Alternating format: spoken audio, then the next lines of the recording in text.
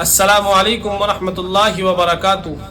ناظرین کرام، جہاں روٹی مزدور کی تنخواہ سے مہنگی ہو جائے وہاں دو چیزیں سستی ہو جاتی ہیں، ایک عورت کی عزت اور دوسری مرد کی غیرت۔ جب سلطان صلاح الدین ایوبی مصر پہنچے تو مصر کے شہنشاہ نے ان کے استقبال کے لیے راستے میں پھولوں کی پتیاں بچھا دی، جسے دیکھ کر سلطان صلاح الدین ایوبی نے اپنے پاؤں پیچھے کر لیے اور کہا، صلاح الدین یہاں پھولوں کو مسلنے نہیں آیا ہے، صلاح الدین یہاں پھولوں کی پتیوں پر چلنے نہیں آیا ہے۔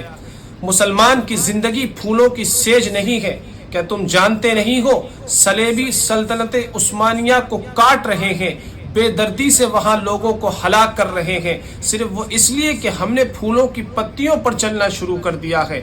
ہم نے اپنی ہی بچیوں کو بے پردہ کر کے ان کی عصمتیں رون ڈالی ہیں۔ میری نظریں آج بھی